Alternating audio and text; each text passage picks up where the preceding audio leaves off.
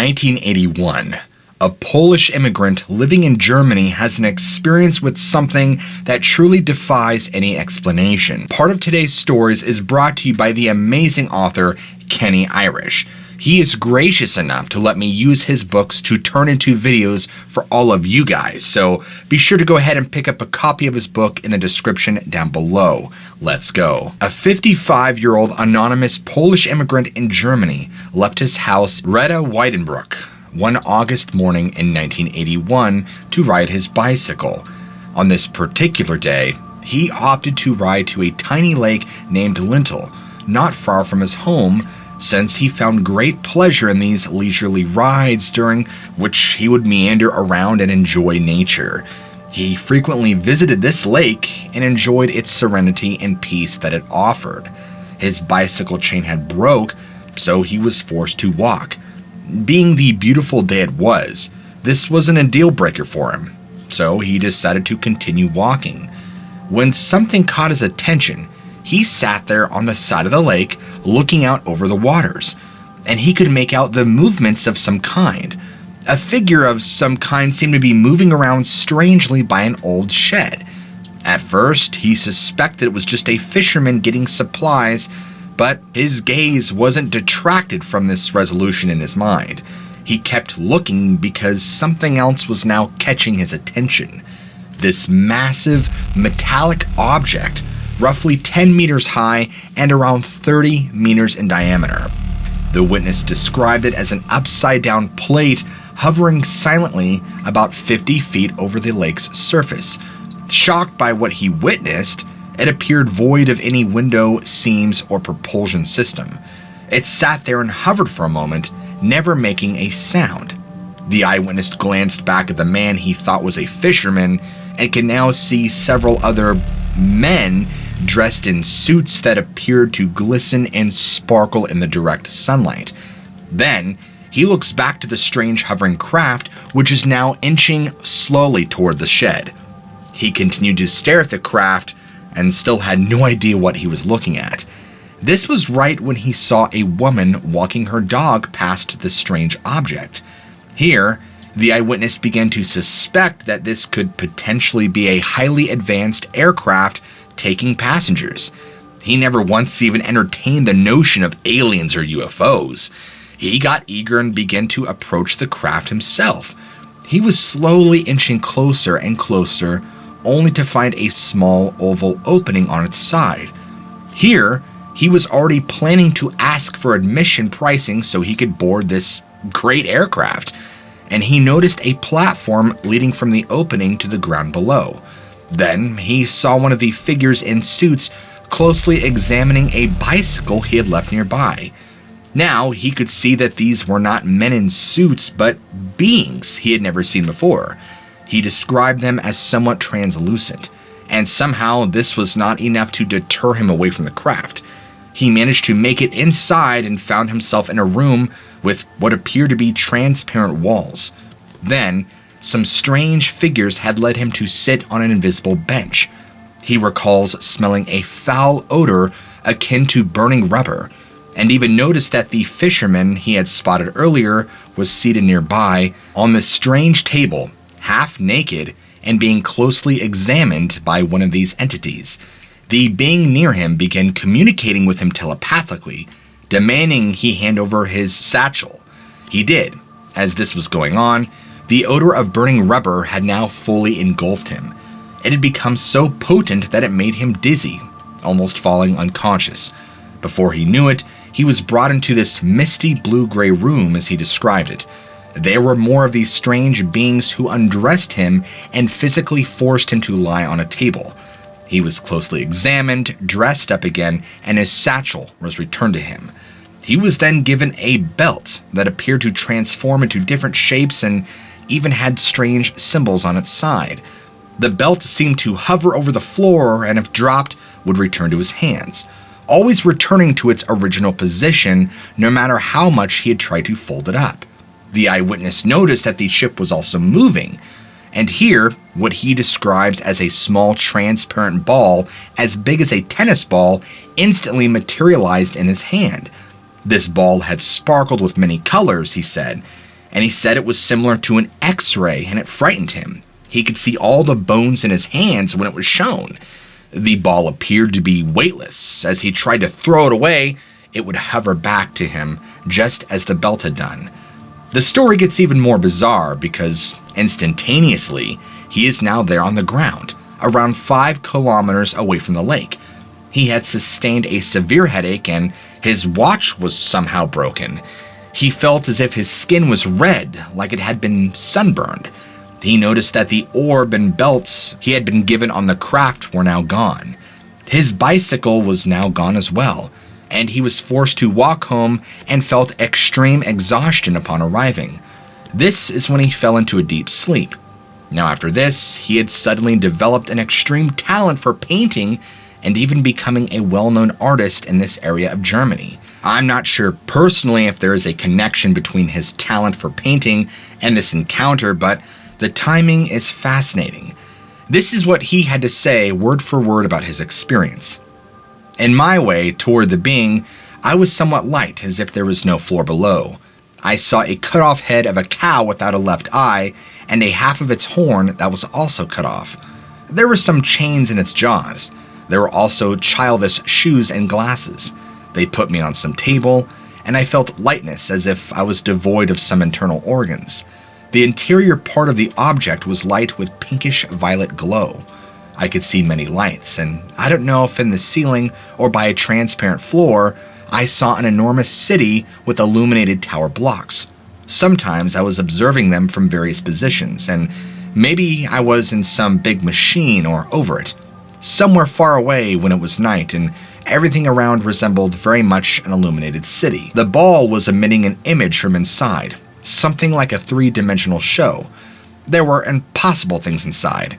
From a chaos, or a multitude of colorful strains divided by lines, there formed some images.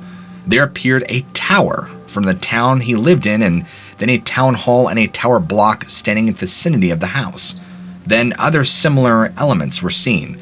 For example, church towers, playing fields, parking lots. Now, while we're on the topic of Germany, it is named the land of poets and thinkers. First recorded humans settling in North Europe over 10,000 years ago, it is believed to have taken place after the end of the last ice age.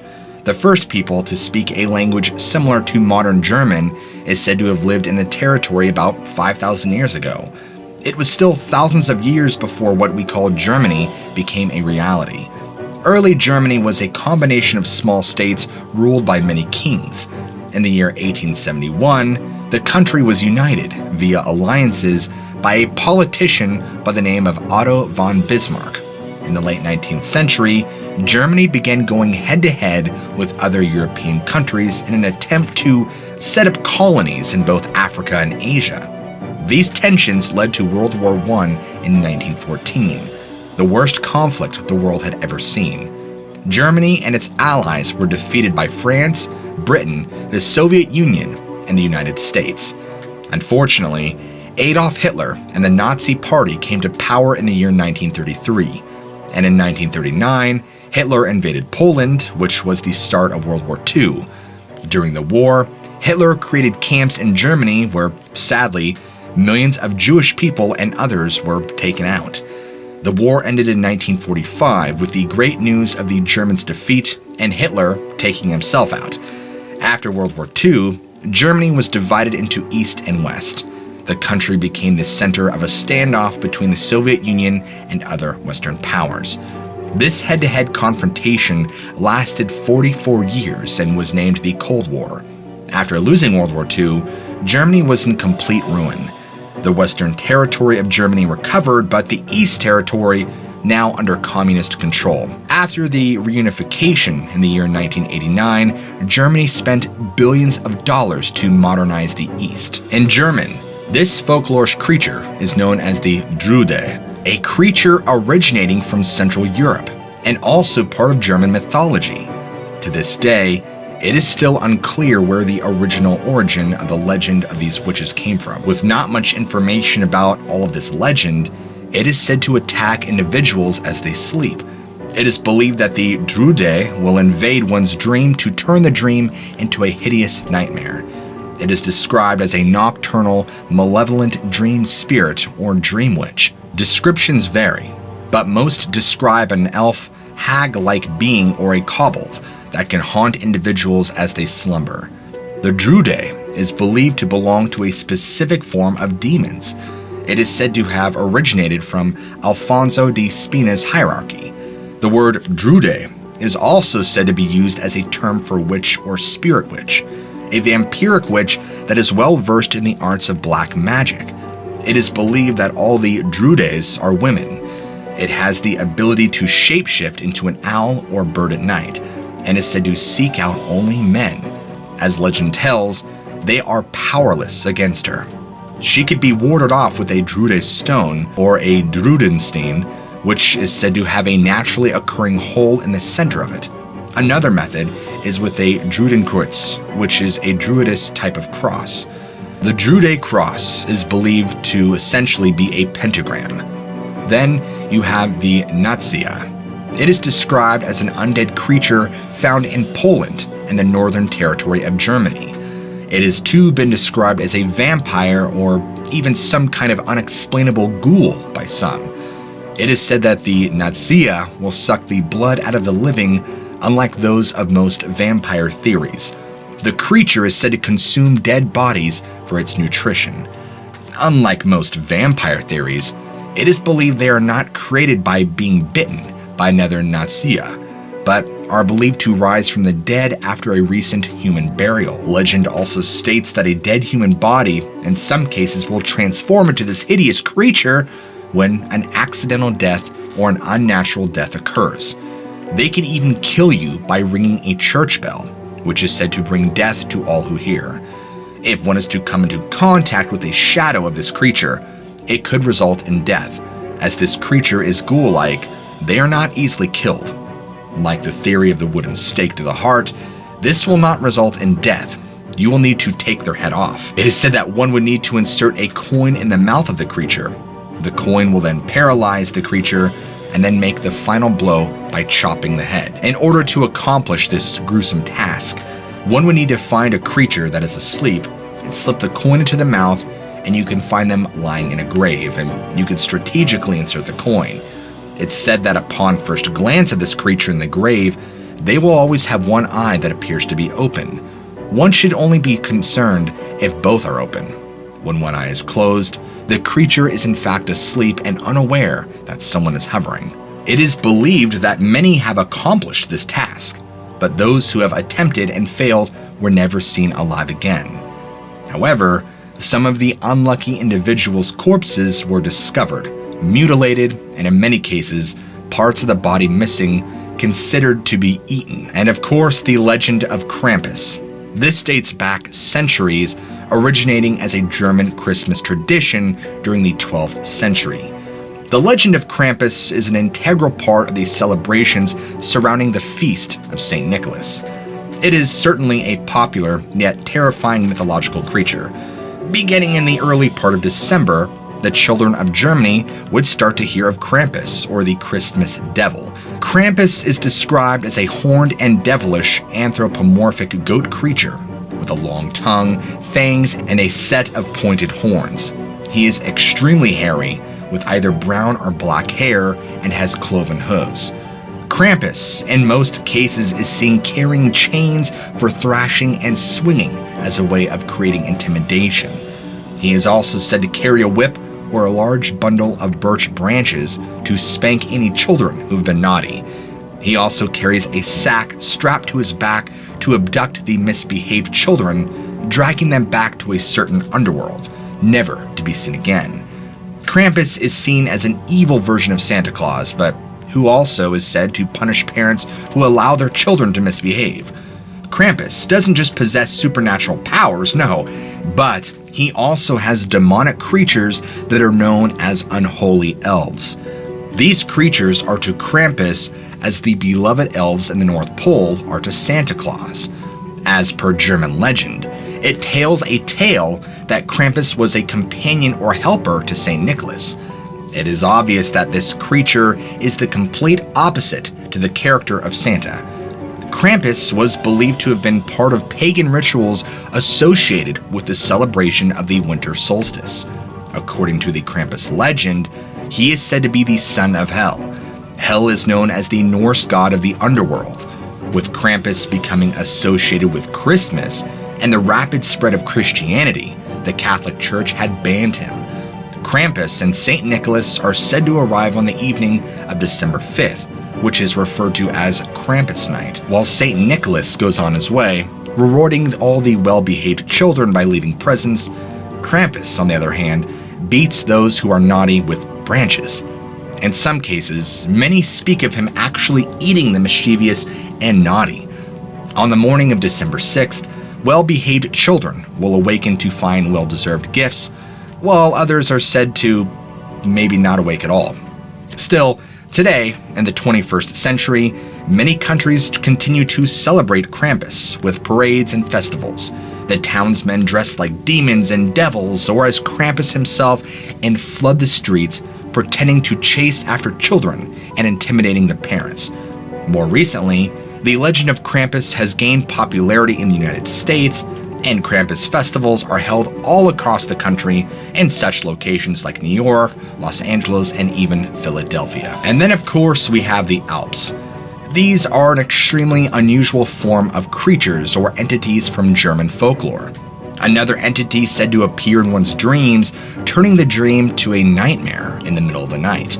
The Alps are believed to be spirits or demons. It is said they will appear during an individual's dream as they sleep. Not only are they said to possess and haunt one's dreams, they also are said to sit on the people's chest that they are haunting. The weight and heaviness of the body causes one to wake up from terror, sometimes causing paralysis and apnea. The victim awakes unable to move under the Alps' weight, and after these creatures appear in the dreams of men and women, it is said they will continue to haunt the individuals by creating nightmares of the person's most feared thoughts and phobias. An Alp is typically male, and its victims are usually female. An Alp attack is called an Albtrack, or often Albtrax, which means elf pressure. They are grotesque and horrifying in appearance and believed to be able to transform or shapeshift into butterflies, dogs, cats, pigs, or even snakes. The Alp is often associated with vampires, as they like to drink blood. Attacks by the Alp are said to be rare, but do in fact happen. There are tales of women claiming that while they are asleep, they have been awakened by some kind of entity having its way with them, which is believed to be an Alp attack. Think of Alps like a German form of a succubus, but instead of a female, it's a male demon. Alps are also said to be very much mischievous and into pranks. Some pranks are said to be the ability to sour a family's milk, moving chairs as one goes to sit down, and even re-diapering a baby with an already changed and soiled diaper. If one wakes up and the hair is extra tangled, it is believed an Alp created what is called elf knots.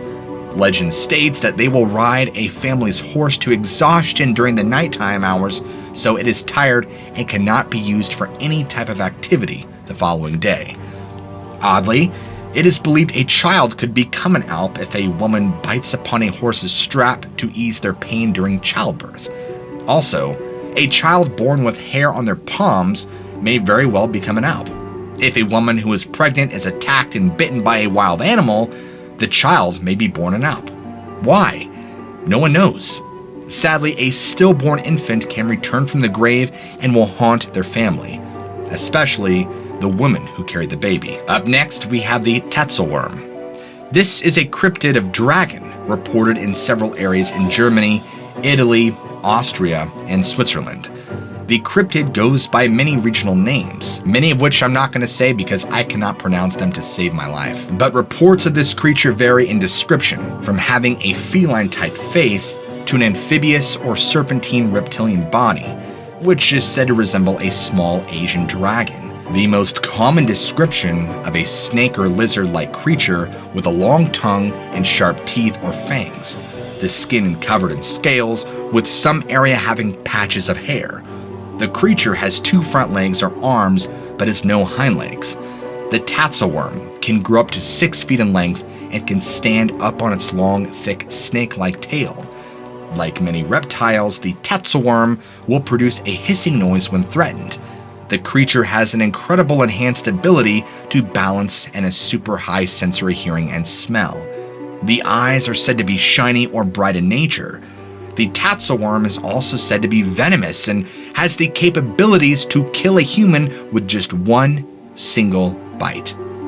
Unlike any reptile, it also possesses the ability to drain one's blood. The creature is also believed to have acid in its blood. Due to this, the being is said to be able to produce poisonous fumes into the air, debilitating anyone or anything, allowing the beast to attack. The Tatsu worm is said to be extremely quick and agile in order to quickly subdue any prey or threat they encounter. It is easily able to hide in vegetation and attack or ambush without any warning. Some believe it has the uncanny ability to leap great distances, and it is often witnessed soaring through the air.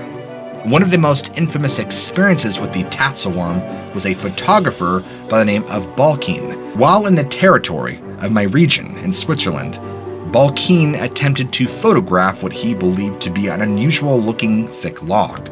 Much to his surprise, as he went to take the shot, the log moved and slipped away.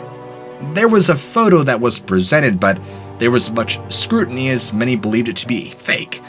Tatsu worm sightings have continued to the present day, but it is believed by many that the Tatsu worm is a rare salamander, or specifically a Gila monster.